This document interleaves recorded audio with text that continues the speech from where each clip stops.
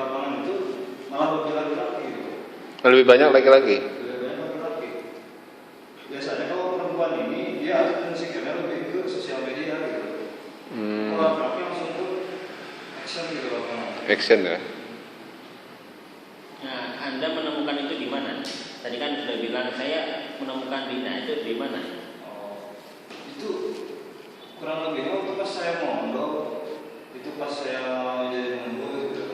Terus teman-teman Di mana pondoknya? pondok saya di Tangerang. Tangerang. Tangerang. Pondok apa namanya? Darul Mukarrabin. Hah? Darul Mukarrabin. Pengalaman pribadi.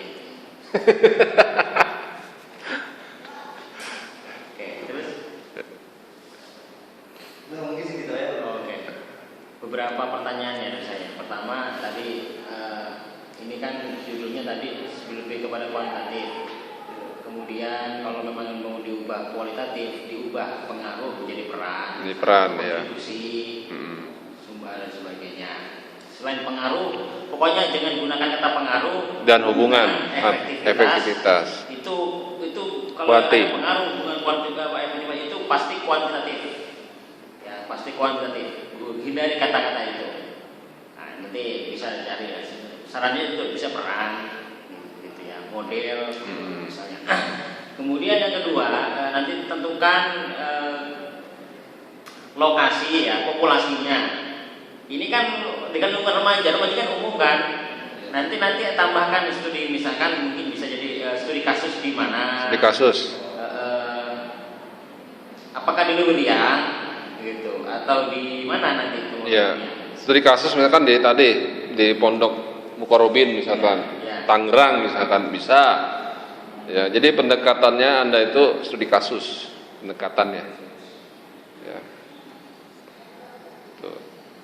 Ya, ada poin tentukan populasinya di mana gitu ya. Ya. Benar, lokasinya. Kalau kualitatif itu subjek tat. Jadi kalau kualitatif itu Anda langsung menentukan subjeknya.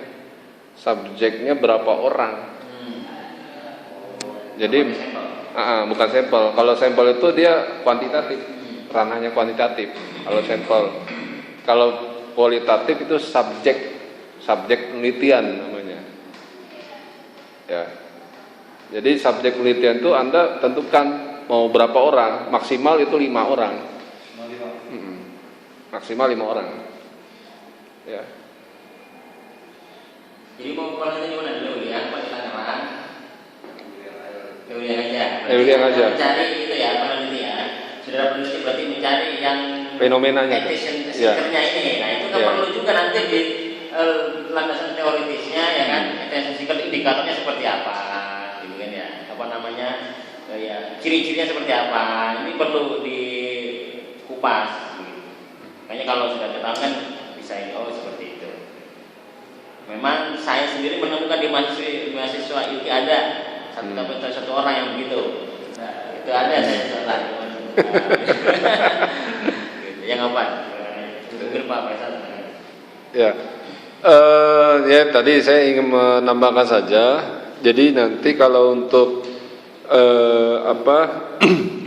di bab 2 itu nanti ada namanya dinamika. Ya, artinya dinamika ini itu yang menggambarkan perihal ya. Jadi menggambarkan perihal hasil penelitian sebelumnya.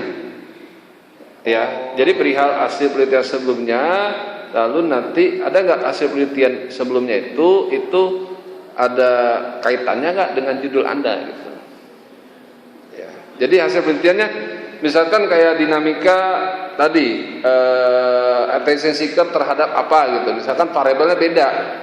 Ya, jadi variabel beda, misalkan salah satu variabel penelitian sebelumnya itu ada kaitannya dengan judul Anda.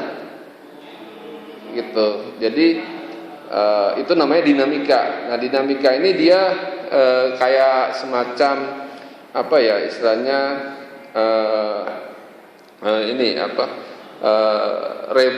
review ya, kayak semacam review dari penelitian-penelitian sebelumnya. Ya. Jadi nanti di dalam kualitatif itu ada namanya dinamika. Ya.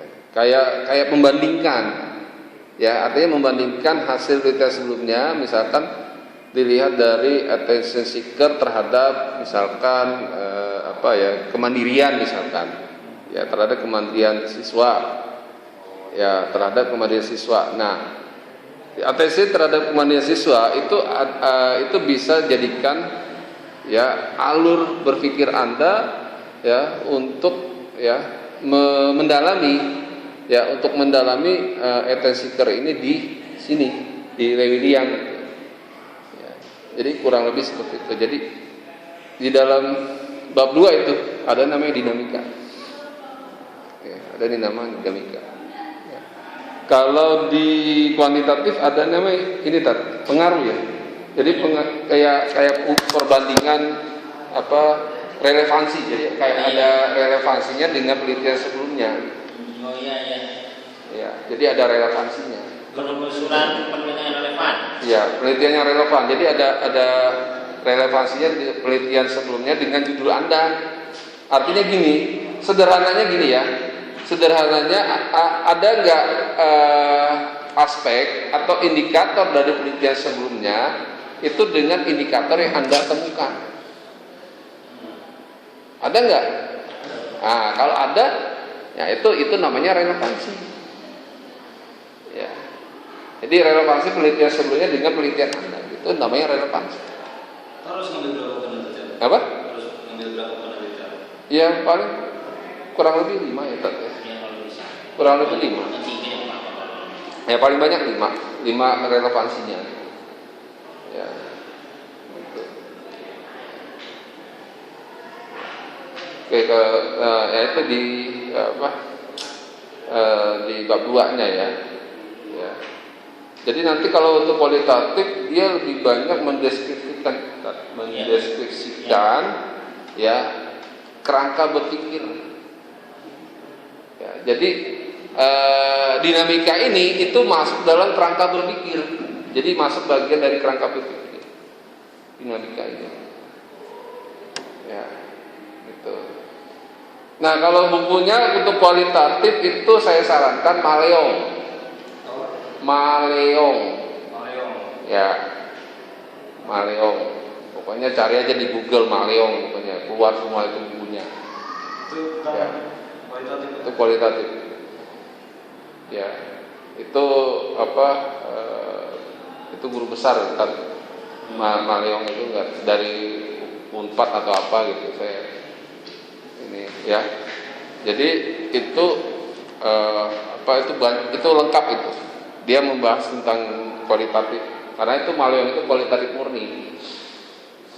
Kayak studi kasus, ya, kayak istilahnya analisis teori misalnya. Ini lebih studi kasus, ya? Ya, ini lebih cenderung ke studi kasus. Ya, jadi nanti dalam kurungnya studi kasus di Ponpes Lewiliang misalkan. Ya. Gitu. Ya, jadi metodenya itu pendekatannya kualitatif, metodenya kualitatif, pendekatannya studi kasus.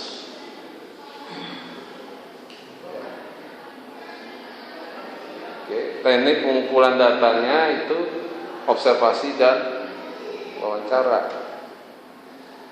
Teknik pengumpulan datanya. Ya. Oke, kurang lebih seperti itu, ya. Jadi saya sarankan Anda cari buku Maleong. Ya, itu Anda pelajari kualitatif, ya. Itu. Oke, saya rasa cukup, ya,